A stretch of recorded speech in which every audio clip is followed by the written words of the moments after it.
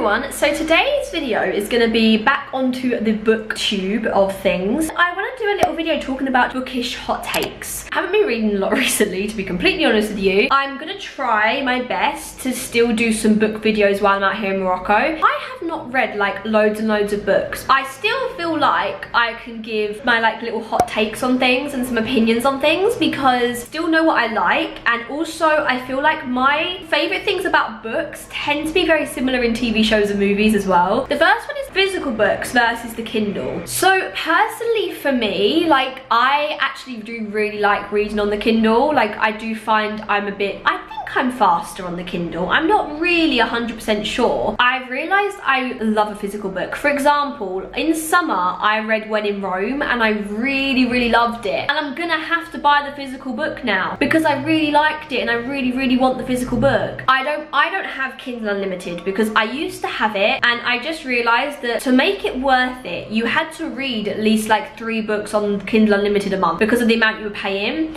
And a lot of times books that are on Kindle Unlimited, if you want to just buy them on Kindle, they're like £2, and then it works out that actually you would need to read 5 books on the Kindle on Kindle Unlimited to make the cost of the subscription worth it. So I cancelled my subscription. I was like, you know what, I don't want to read loads on my Kindle. I want to mainly read physical books. So when I do want to read something on the Kindle, I'll just buy the book because it's not worth me paying £10 a month. I'll just buy like £4 a book a month, you know. But I 100% prefer a physical book. I just like the concept of turning the pages, and I like the reading the actual book and the cover and that feeling of a book. Don't get me wrong, I love reading on the Kindle, like how the Kindle feels, and I love like the easiness of a Kindle, like having it on holiday, like it was lovely. After reading When in Rome, it's just made me realise that if I really love a book, I really want to buy the physical, and I'm not paying for it on Kindle and in person. I did say in January when I did my TBR that I really want to read this year and get into book videos, but my issue is a lot of the books I want to read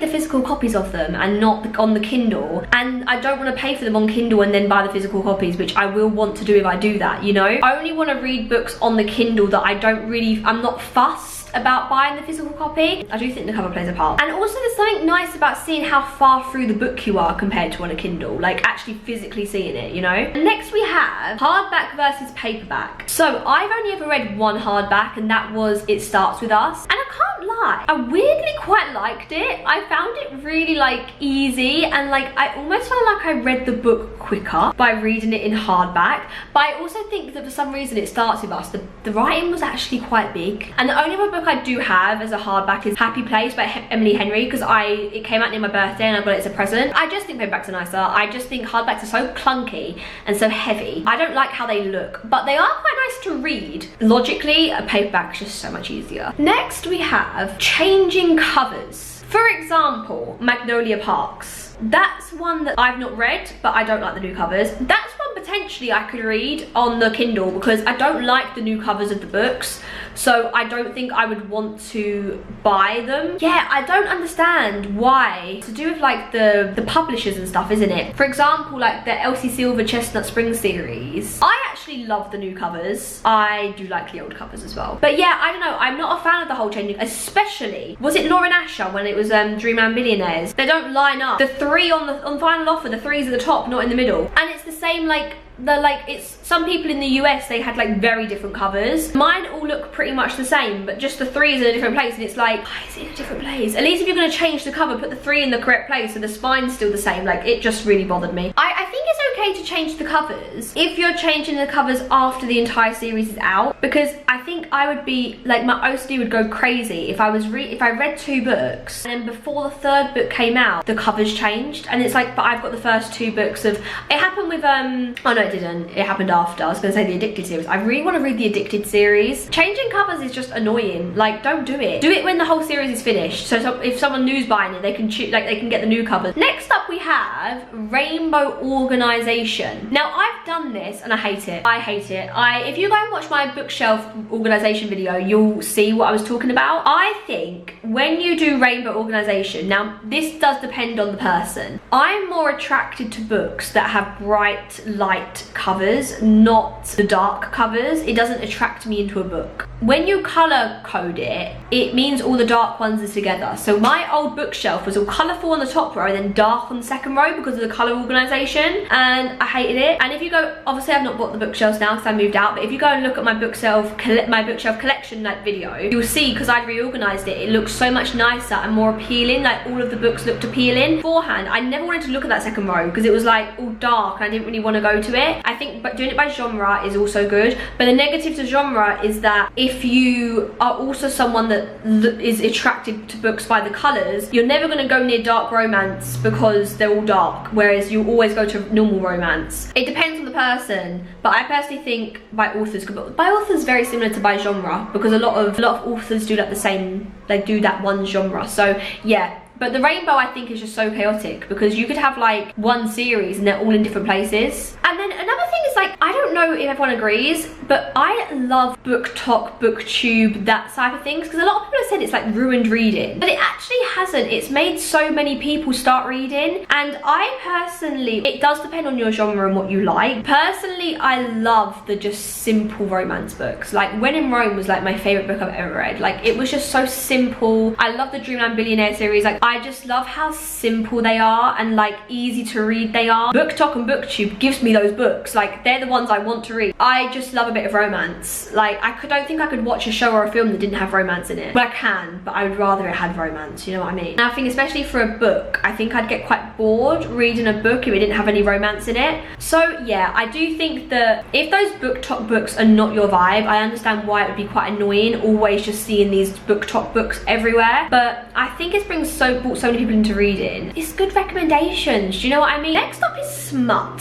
Smut is something that I think I've changed my mind on over the last few years. So anyone, when you first get into reading, you either like Smut or you don't like Smut. I think it's a very quick decision and I like it. I think it makes it realistic. I think that I don't feel like I care for it as much now as I did before. I used to like, bear in mind I've not read loads of books, right? I'm talking based off very minimal experience, but I'm basing off of still opinion. You know, even though I haven't read a lot of books, I've bought a lot of books, and when I'm talking about Smut, I am also basing off of what I buy, not just what I've read. I'd say a couple of years ago, if I was buying a book, if it had zero smut in it, I probably would not buy that book. I think that like now, that wouldn't be an issue for me. I don't think I would care if it had it or not. It makes it more realistic, if we're being honest. I think when a book has no smut, it's not that realistic if we're being like realistic about it. I liked how When in Rome done it. Like it's not that smutty. And like Dreamland Billionaires as well, like that wasn't that smutty. Like I think that's my perfect level, where there's maybe like 1 or 2 scenes and then that's it.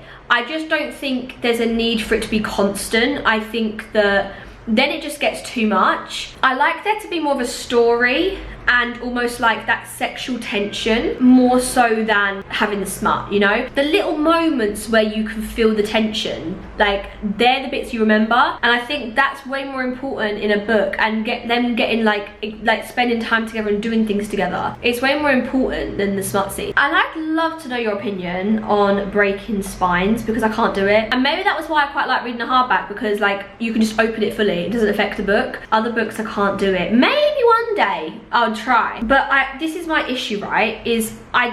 There is a part of me that likes the idea of doing it, but I also know myself, and what I don't want to happen is that I do it and then in the future I look at my books and I'm like, why did I do that? What did you do that for? Are you a psychopath? You've just ruined all your books. Like that's the thing, I'm very, very indecisive, so it's almost safer for me not to do it than to do it and then hate myself for it in the future. But it does look a lot more easier to read a book when you break the spine. I might have to break the spine for like a big one if I read a big one. I do really want to read the Throne of Glass series this year. This is the thing, there's so many books I want to read, but they need to wait till I'm in the UK, because all of the books I want to read the physical copies of, and I only have 1 physical copy here. So let me know if there's any books that I could read. The physical copy, like it doesn't have the nicest cover, like I won't miss not having the physical book that I could read on the Kindle. And then the last thing, I've kind of actually gone into this, but pretty covers. Pretty covers are just so much better. Why is there a naked man on the cover? Absolutely not. My favorite cover of any book, I think, is When in Rome or Practice Makes Perfect. I don't have either physical book of that, but I need to get them. I'm in the middle of Practice Makes Perfect right now, by the way. There's so many like ugly covers. I'm trying to think of another book. I do love the Dreamland Billionaire book like covers, but they're not really pretty, but they're like aesthetic. There's different types. I honestly think When in Rome might be my favorite. I really do quite like those